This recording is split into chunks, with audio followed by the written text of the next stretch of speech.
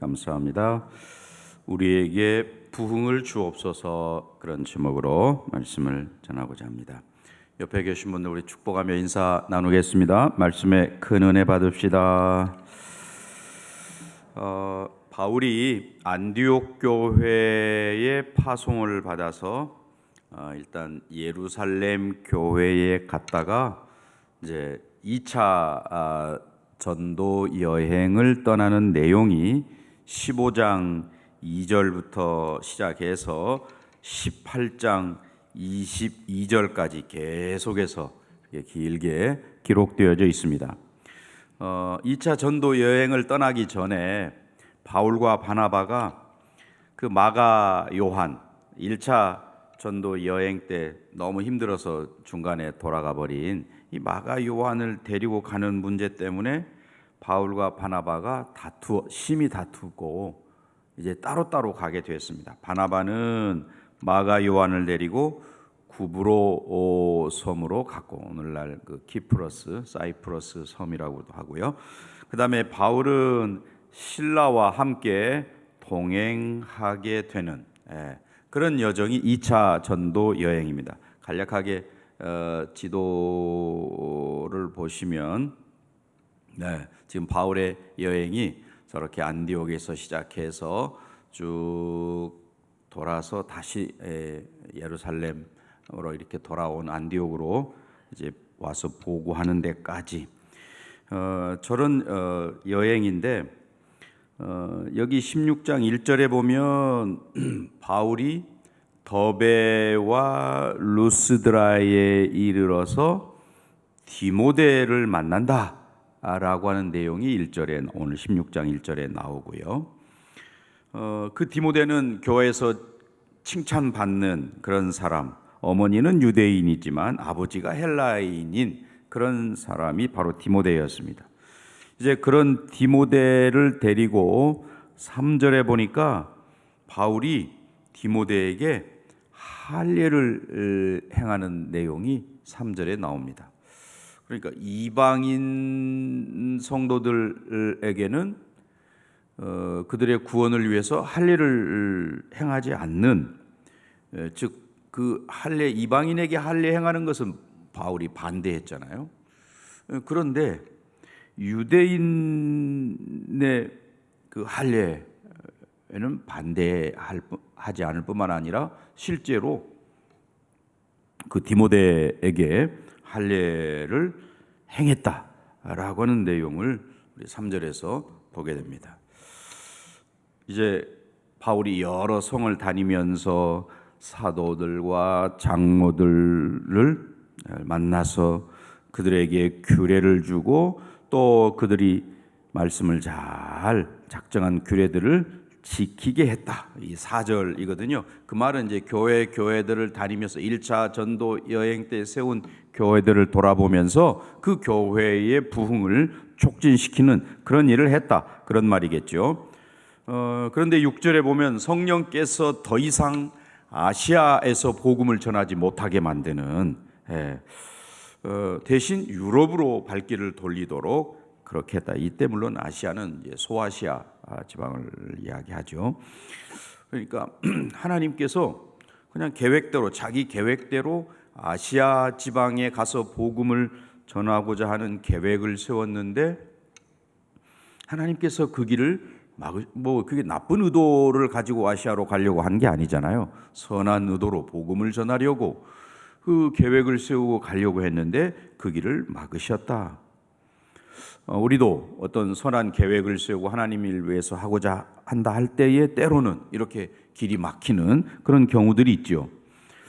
그 길을 막으실 때에는 사실 거기에 하나님의 선하신 의도가 반드시 담겨져 있다. 그래서 우리는 하나님께서 합력하여 선을 이루시는 분이시다 라고 하는 고백을 분명하게 하는 거죠. 그러니까 모든 일들이 내가 마음먹은 대로 계획대로 잘 척척척척 진행되는 소위 그 만사형통, 이게 중요한 게 아니라고 하는 것을 바울의 길을 막으시는 하나님에게서 우리가 배우는 바잖아요. 그 길이 열리느냐 닫히느냐 이게 중요한 게 아니고, 우리가 늘 하나님의 선하신 섭리, 합력하여 선이 되게 하시는 하나님을 믿고 나아가는 그 마음의 자세, 때로는 길이 막히면 한 길을 막으실 때는 또 다른 길을 여시고, 모두가 다 막혀도 하늘길은 열려 있다라고 하는 것을 믿을 수 있는 그런 믿음의 태도, 이게 중요하다는 것이죠. 하나님의 선한 섭리. 그런 점에서 우리가 그런 믿음의 자세를 마음이 형통하다, 이렇게도 우리가 표현할 수 있겠지요. 모든 만사가 형통한 게 중요한 게 아니고 우리의 마음이 주님을 향한 믿음의 태도가 중요하다라는 것입니다.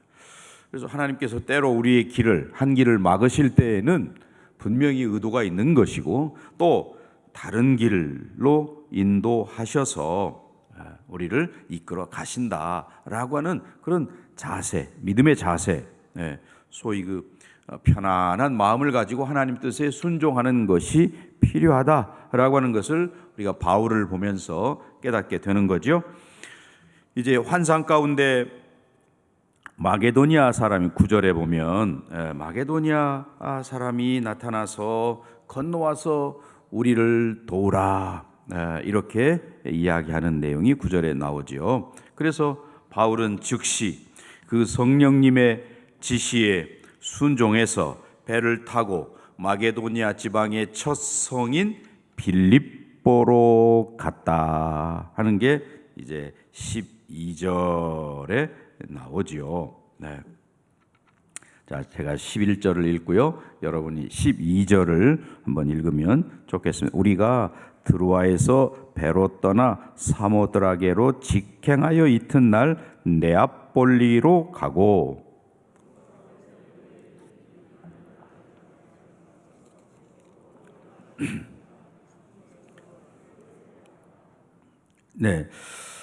그래서 빌립보로 갔다 바울이라고 하는 이 사실에 대해서 역사가였던 토인비는 뭐라고 이야기하냐면, 이때 바울을 태운 그 배는 유럽의 운명을 싣고 갔다, 이렇게 아주 굉장한 의미를 부여해서 바울이 유럽으로 발길을 돌려서 가서 복음을 전한 그 일, 그것이 유럽의, 미개한 유럽의 문명을 가져오는 역사적인 사건이었다, 이렇게 이제 해석을 하거든요.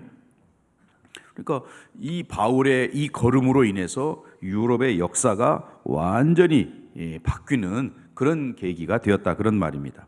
그래서 유럽에 복음이 전해지고 그 유럽이 기독교가 흥왕하게 되고, 그래서 유럽이 문명 국가가 되는 그런 계기가 되었다. 우리가 교회, 그럴 때 교회는 복음으로 세워진다, 이렇게 말하죠. 성실교회도 마찬가지고, 또 해외에 있는 여러 교회들도 마찬가지고, 또 이제 갓 세워진 연약한 그런 개척교회도 마찬가지고, 다 모든 교회들은 복음으로 세워진다, 복음 위에 세워진다. 또 그 복음이 하나님의 지혜와 능력이 이기 때문이다, 우리 이렇게 말하잖아요. 고린도전서 1장 23절 24절에 분명히 나와 있습니다. 우리는 십자가에 못 박힌 그리스도를 전하니 유대인에게는 거리끼는 것이지만 이방인에게는 또 미련한 것이로되 오직 부르심을 받은 자들, 저와 여러분, 유대인이나 헬라인이나 모두에게 그리스도는 하나님의 능력이요 하나님의 지혜입니다, 이런 분명한 고백을 우리가 가지고 있습니다. 그래서 복음이 결국 사람의 마음을 열어서 순종하게 하는 능력이 있다라고 할 때에, 지금 바울이 그 복음을 들고 갔다라는 이 사실, 우리도 사실은 우리 이웃들에게 코로나 시기라고 해서 복음을 전하는 일을 멈춰야 할 일이 아니죠. 우리 이웃들에게 정말 복음을 전하는 그런 일들을 멈추지 않아야 되겠다라는 도전을 받고요. 바울이 이제 빌립보에 도착을 해서 공교롭게도 그날이 안식일에 이제 안식일이 되니까 그 안식일에 예배 드리는 것은 당연하죠. 회당을 찾았지만 그곳에 유대인 신자들이 적었든지 아니면 뭐 아예 없든지 뭐 어떤 이유든지 회당이 없으므로, 회당이 없기 때문에 어떻게 했느냐? 13절에 보면 안식일에 우리가 기도할 곳이 있을까 하여 문 밖 강가에 나가, 강가로 갔다라는 것이죠. 보통 유대인들이 회당을 찾다가 회당이 없으면 주로 강을 찾아서 강가에 가서 강가를 기도처로 삼는다, 이렇게 이야기들을 합니다. 그 강가에 가보니 거기에 여인들이 모여 있었고, 바울의 일행은 강가에 가서 이제 기도하려고 했는데 그 여인들이 있는 것을 보고 먼저 그들에게 다가가서 복음을 전하는 그런 모습을 봅니다. 그 강가에 모여 있는 여인들에게 복음을 전했다. 그 여인 중에 마치 두아디라에 사는 자색 옷감 장사로서 하나님을 섬기는 루디아라고 하는 여자가 있었던 것이죠. 그 하나님께서 루디아를 만나게 하시고 또 하나님을 공경하는 그 루디아의 마음을 열어주셔서 바울이 전한 복음을 받아들이고 예수님을 영접했다. 그래서 우리가 이 루디아를 유럽의 첫 번째 크리스찬이라고 이렇게 이야기를 하는데요. 자기 집안 모든 사람들까지 예수를 믿게 하고 세례를 받게 했다. 그러니까 루디아의 마음에서 시작된 이 부흥이 결국 집안 식구들에게 번져가게 된 것이고, 뿐만 아니라 바울과 그 일행들이 어디 마땅히 갈 곳이 없다는 것을 알고 저 15절 내려가서 보시면 그와 그 집이 다 세례를 받고 우리에게 청하여 이르되 만일 나를 주 믿는 자로 알거든 내 집에 들어와 유하라 하고 강권하여 머물게 하니라, 이렇게 말했죠. 그 하나님께서 준비된 루디아를 만나게 하시고 그들을 동역자로, 복음의 동역자로 허락하셔서 이제 빌립보 교회가 개척이 되는 것이죠. 그래서 그 가정교회로 시작해서 엄청난 구원의 역사가 시작되었다. 나중에는 이제 감옥의 간수장 또 그 집안이 다 구원을 받고 하는 그런 역사. 루디아의 집에서 시작된 이 가정교회가 빌립보 교회로 성장하게 되는 것을 우리가 보게 되는데요.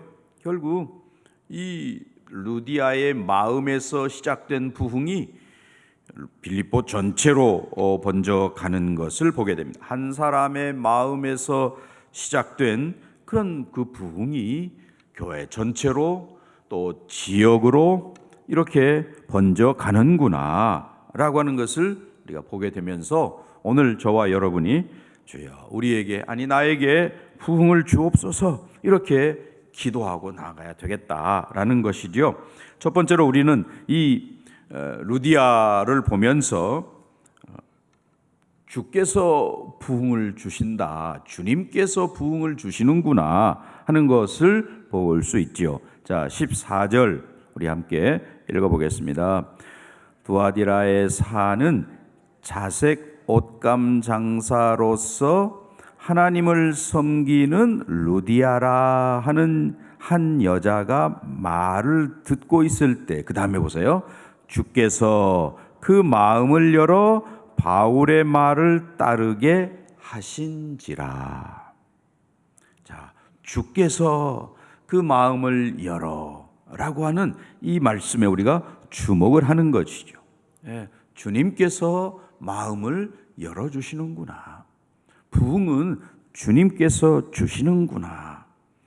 주님께서 의지를 가지고 하시는 일이 바로 우리의 심령의 부흥이구나. 루디아에게 주신 이 부흥이 전적으로 주님께서 주님의 의지로, 주님의 뜻으로 된 일이라고 하는 거죠. 사실 바울을 빌립보로 가도록 이끄신 분도 주님이셨습니다. 루디아를 이렇게 강가에서 만나게 하신 것도 주님의 역사지요. 또 루디아의 마음을 열어주신 것도 오늘 14절 말씀에 보면 우리 주님의 역사이구나. 네. 여기 오늘 14절에서 루디아는 본래 빌립보 사람이 아니고 두아디라 시에 사는 자색 옷감 장사였다라고 이야기하는데, 그 당시에 두아디라는 그 소위 그 염색 기술, 특별히 이 자색, 이 자색을 내는 게 그 당시에 굉장히 어려운 특별한 비법이 아니고는 하지 못하는 그 소위 그 페니키아 사람들만 할 수 있는 그런 거라고 그러죠.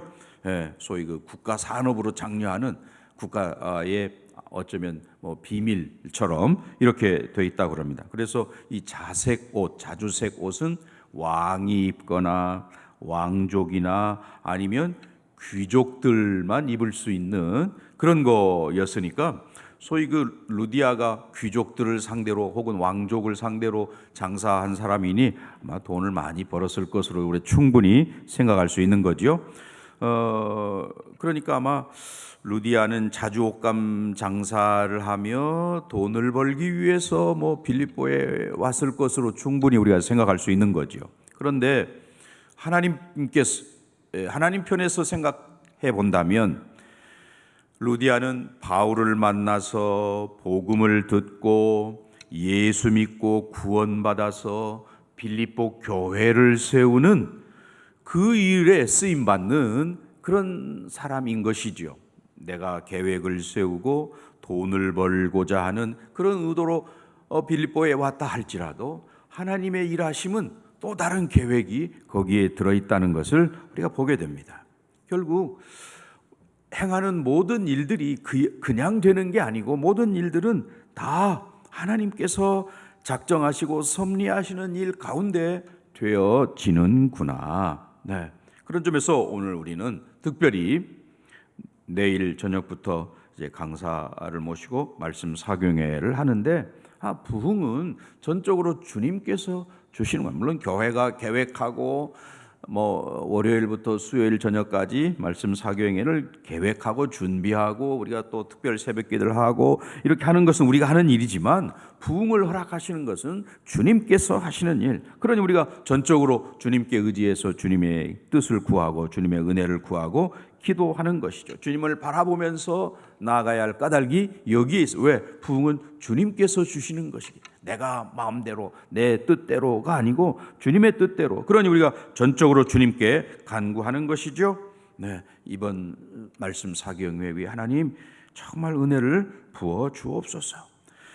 오순절날 일어났던 부흥의 역사도 그들이 전적으로 주님을 바라보면서 기도할 때에 주님께서 그들에게 성령을 물붓듯 부어 주셨던 것이죠. 역사적으로 일어났던 우리나라뿐만 아니라 세계 각지에서 일어났던 모든 부흥도 주님께 매달려 기도할 때에 주님께서 허락하시는 그런 역사였던 것이죠.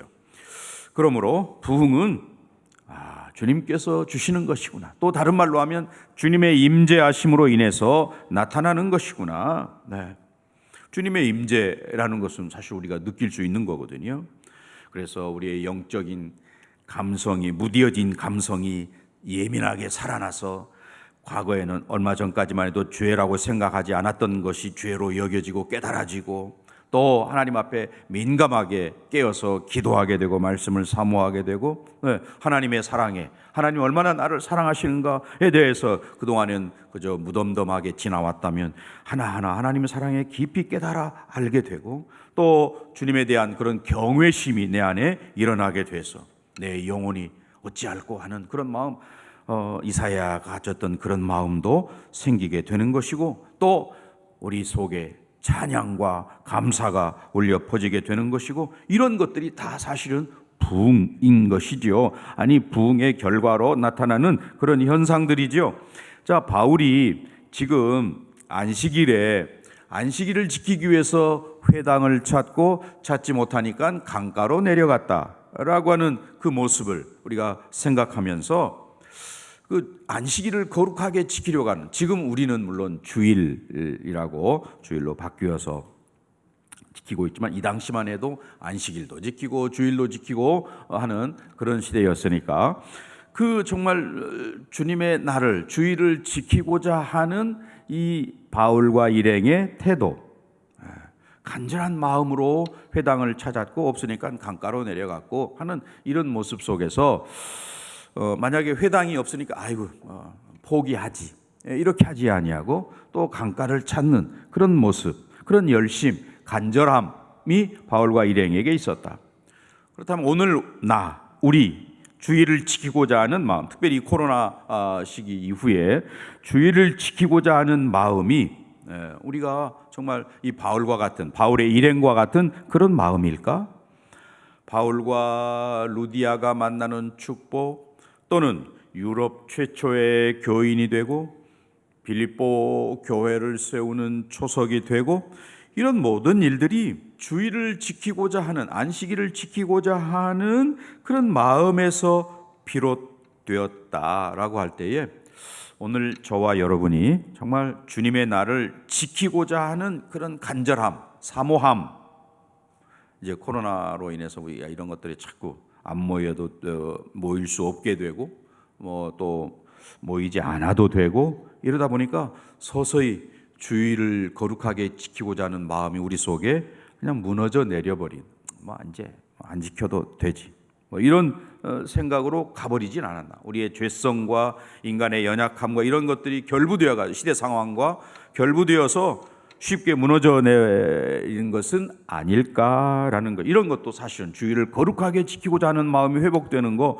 사실 이것도 부흥인 것이죠. 오늘 주님께서 저와 여러분에게 정말 부흥을 허락하시는 그런 좋은 그런 기회, 또 사경회, 또 무엇보다 저와 여러분의 마음이 이 바울과 일행처럼 주님의 날, 주의를 거룩하게 지키고자 하는 간절함, 사모함, 열심 있는 우리 모두가 되시기를 바랍니다.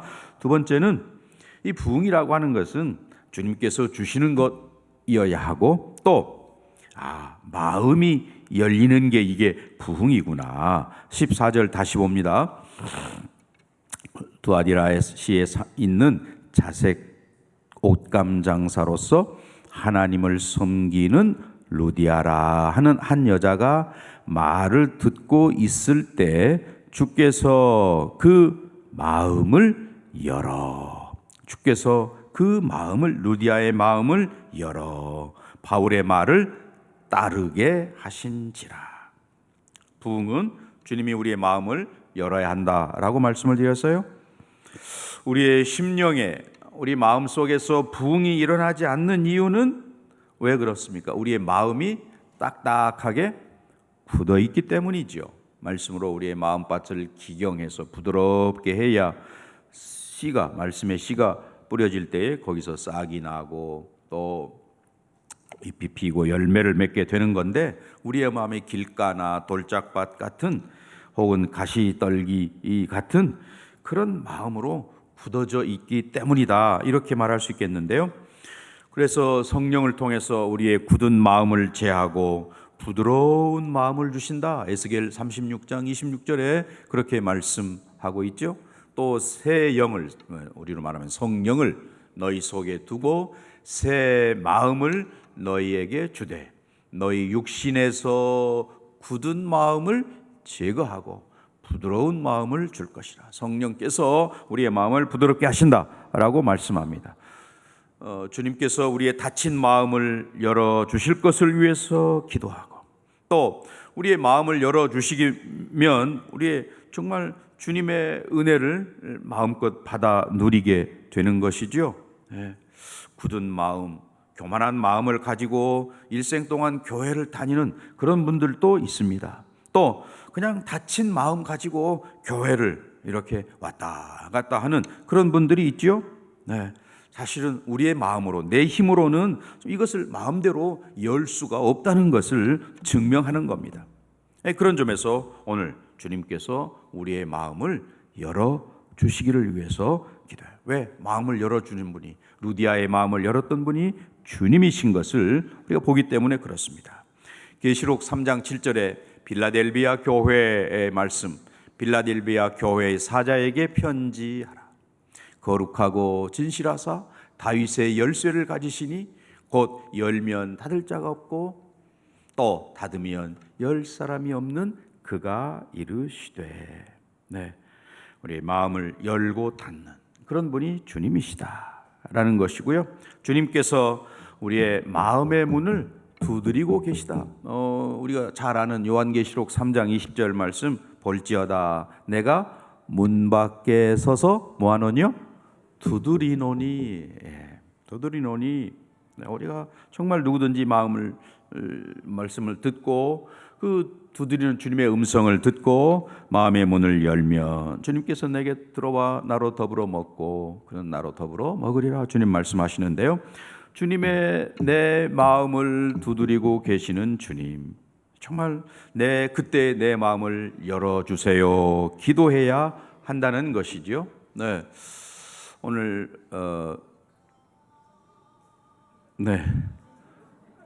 성경을 저렇게 우리가 열심히 해야 되는데 하나님 말씀, 누가복음 24장 45절 우리 함께 읽어보도록 하겠습니다. 이에 그들의 마음을 열어 성경을 깨닫게 하시고. 주님께서 우리의 마음을 열어주셔야 말씀이 들리기도 하고 깨달아지기도 하고 그렇다는 것이죠. 우리가 성경을 읽을 때 기도해야 할 까닭도 여기 있는 거잖아요. 이 말씀을 읽을 때 하나님 깨닫는 은혜를 주옵소서. 내 마음을 열어서 말씀의 세계, 깊은 세계에 들어갈 수 있는 그런 은혜를 주십시오. 아무리 들어도 그냥 한 귀로 듣고 흘려버리면 소용이 없는 것이, 우리 마음의 깨달음이, 부딪힘이 있어야 그 말씀을 붙잡고 기도하게 되고 삶이 변하게도 되고 그러는데, 정말 그런 마음이 굳은 마음을 가지고 교회를 아무리 다녀보아도 사실은 변화가 없는 거죠. 10년, 20년 교회를 다녀도 변화가 없는 것이죠. 이번 기회에 주님께서 우리의 마음을, 나의 마음을 열어주셔서 말씀이 들려지고 말씀이 깨달아지고 말씀을 읽을 때 그 말씀이 정말 깊이 송이꿀보다 답니다 이렇게 고백할 수 있는 그런 사람이 되는 것, 그런 신앙인이 되는 거, 이거 중요한 일이죠. 그래서 마음이 열려야 주님의 말씀이 들려지기도 하고 주님의 은혜가 내게 넘쳐나기도 하고, 그래서 주님의 은혜로 말미암아서 내 마음에 불이 붙기도 하고, 사랑과 또 헌신과 충성과 이런 걸 할 수 있게도 되는 것이죠. 마음이 열리는 것이 부흥이라 할 때에 이번 기회에 저와 여러분의 마음이 활짝 열려져서 주님의 은혜가 우리 모두에게 쏟아 부어지는 그런 역사 있기를 간절히 축원합니다. 자, 세 번째가 말씀을 통해 일어난다. 부흥이 말씀을 통해 일어난다라고 하는 것이에요. 자, 14절, 아까 읽은 14절 마지막 부분에 주께서 그 마음을 열어, 그 다음이 바울의 말을 어떻게 해요? 따르게 하신지라. 바울의 말을 따르게라는 이 헬라 말은 원래 주의하다, 전념하다 이런 뜻인데, 여기서 들은 대로 따랐다 그런 말이거든요. 따른다라고 하는 게 들은 대로 따랐다. 루디아는 단순히 복음을 들은 것으로 끝나지 않고 말씀을 따랐다라는 것입니다. 복음을 듣고 회개하고 예수를 믿고 정말 적극적으로 하나님의 말씀을 따랐습니다. 따르게 되었다. 그래서 그와 그 집이 다 세례를 받게 되었다. 또 바울을 자기 집에 모시게 되었다. 15절에 그런 내용 아니겠어요? 15절 같이 읽어볼까요? 그와 그 집이 다 세례를 받고 우리에게 청하여 이르되 만일 나를 주 믿는 자로 알거든 내 집에 들어와 유하라 하고 강권하여 머물게 하니라. 강권했다는 말은 뭐예요? 억지로 붙잡아서 여기 며칠 더 계세요 우리 집에, 이렇게 했다는 거거든요. 그래서 루디아는 구원을 받을 뿐만 아니라 주의 종을 염려하고 그를 자기 집에 머물게 하고 하는 복음의 동역자가 되기까지 했다, 그런 말입니다. 그래서 자기 집을 교회로 내놓고, 그래서 루디아의 집에서 이제 빌립보 교회가 시작되었죠. 또 나중에 이 빌립보 교회는 바울이 빌립보를 떠나서 계속해서 선교 사역을 할 때에 계속해서 그의 사역을 후원하는 그런 일을 했다라는 것이죠. 또 바울과 실라가 복음을 전하다가 감옥에 갇히게 되는데 제일 먼저 감옥에서 나와가지고 루디아의 집을 찾아서 형제들을 위로하고 떠났다라는 거거든요. 저기 16장 40절 맨 마지막 16장의 맨 마지막에 보면 40절에 있습니다. 두 사람이 바울과 실라가 옥에서 나와 루디아의 집에 들어가서 형제들을 만나보고 위로하고 가니라 라고 되어 있죠. 네. 누구보다도 바울과 실라를 염려했던 그 집에 감옥에서 나오자마자 제일 먼저 그 집에 찾아갔다라는 것이죠. 결국 말씀을 통해서 말씀을 듣고 말씀대로 살아가는 바로 그 집, 루디아의 집이라는 것을 우리가 알게 되는 것이고요. 우리가 복음이 정말 하나님께서 죄인을 구원하시기 위해서 행하시는 그런 일들, 특별히 예수 그리스도를 전하는 것, 그게 복음이죠. 그래서 우리가 복음을 전할 때에 예수 그리스도의 죽음으로 말미암아서 저와 여러분의 모든 죄가 다 해결되었습니다. 왜? 하나님의 진노 아래에 있는 우리들인데 마치 머리 위에 숯불을 얹어 놓은 것 같은 그런 진노 아래 살던 우리들인데 예수님께서 그 죽음으로 다 그것을 거두어 가셨다. 네. 하나님의 진노와 또는 정죄를 본인이 예수님이 나를 대신해서 다 받으셨다라는 것이고, 그리고 그 복음의 능력을 우리가 신뢰할 때에 하나님께서 우리에게 은혜를 부으시고 또 교회가 모든 성도들이 다 그런 복음을 받아들이고 복음 안에 자유함을 누리고 복음을 전하고 이런 성도들이 될 때 교회는 부흥하게 되는 거고, 그렇지 않고 교회가 그런 복음을 전하지 않고 혹은 복음의 능력을 신뢰하지 않으면 할 수 없이 세상적인 방법, 마케팅 전략이다, 무슨 엔터테인먼트다, 이런 것들을 사용할 수밖에 없다는 것이죠. 왜냐하면 세상이 어떤 지혜로 이 복음의 능력을 대체할 수가 없다는 것입니다. 또 사람의 마음을 진짜로 바꿀 수 있는 것은 복음이 아니고는 할 수 없는 거죠. 일시적으로 웃고 즐기고 재밌고 이런 것들은 잠깐의 마음의 위로와 평안을 줄 수 있을지는 모르겠지만 근본적인 변화를 가져올 수 없다. 복음만이 이렇게 한다. 그래서 우리가 정말 복음으로 변화된 하나님의 사람들이라면 내 욕심을 따르거나 자기 생각을 주장하거나 이렇게 하는 게 아니고 하나님 말씀을 따르게 되는 것이죠. 그리고 하나님의 말씀이 내게 들려질 때 그 말씀을 나에게 주시는 말씀이구나로 받을 수 있다는 것입니다. 이럴 때 진짜 심령의 부흥이 일어나게 되는 것이죠. 그 심령의 부흥이 있는 사람들이 하나님 앞에 헌신하게 되는 것이고, 왜? 헌신은 사실 나의 가장 소중한 것을 하나님께 드리는 거 아니겠어요? 루디아를 통해서 이제 결국 유럽에 복음이 전해지는 소위 그 유럽 선교의 문이 열려지는 그런 역사가 나타나는 것이죠. 그래서 우리는 이 루디아 한 사람의 헌신이 얼마나 중요한가 하는 것을 깨닫게 되는 것입니다. 그 루디아가 헌신하고 또는 루디아가 축복의 통로가 되어서 가족 식구들이 다 예수 믿고 모두가 다 구원받고 하는 그런 역사가 일어나니까 결국 빌립보 성 자체가 복음이 전해지고, 그리고 거기뿐만 아니라 그 지역 인근으로 복음이 증거되어지고 하는 그런 역사가 나타났죠. 결국은 좀 거창하게 말하면 루디아 한 사람으로 인해서 유럽 대륙 전체가 바뀌었다, 이렇게 우리는 긴 안목으로 역사적으로 보면 그렇게 설명이 가능한 것이죠. 한 사람에게 부흥이 오니까 모든 것들이 새로워지는구나.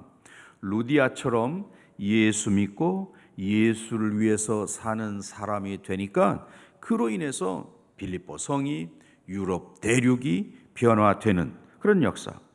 예수를 믿는 저와 여러분에게 진짜 부흥이 오면 잠든 영혼이 일어나게 되는 것이고 죄가 깨달아지고 그로 인해서 뭐 회개의 역사가 나타나게 되는 거고, 그로 말미암아서 우리의 심령은 어떻게 될까요? 깨끗하게 되는 것이죠. 네, 심령이 깨끗한, 그래서 하나님을 보는 영혼이 기쁨과 감사가 충만하고, 네, 그래서 만족과 부요함이 느껴지고, 또 내 심령에 새 힘이 솟아나게 되고 주를 찬양하기도 하고 감사하고, 또 예배드리는 자세가 달라지고, 또 헌신하고 섬기는 태도가 달라지게 될 것이고, 정말 주님 앞에 더 헌신하고 싶은 마음이 생기게 되고, 하나님 말씀에 정말 그대로 순종하는 이 루디아처럼 순종하게 되고, 이렇게 된다는 것이죠.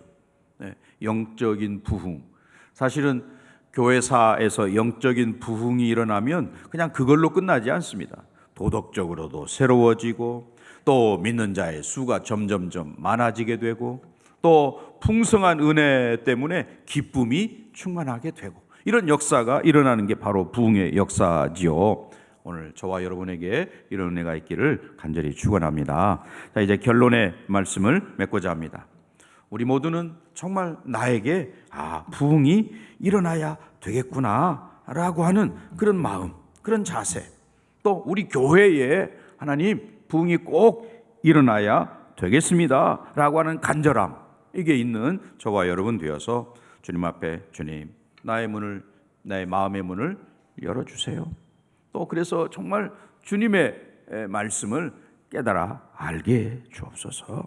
네, 주님께서 부흥을 주신다는 것에 대해서 루디아를 보면서 우리는 발견했습니다. 이건 내가 내 억지로, 내 의지로만 되는 게 아니라는 거죠. 주님께서 주셔야만 가능한 부흥이다.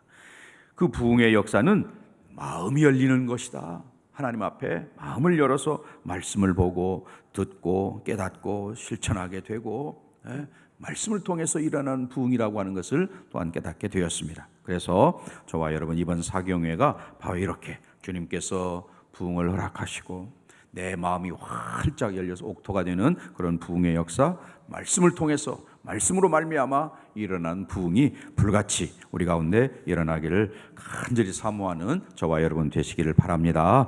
우리 함께 잠시 같이 기도하겠습니다.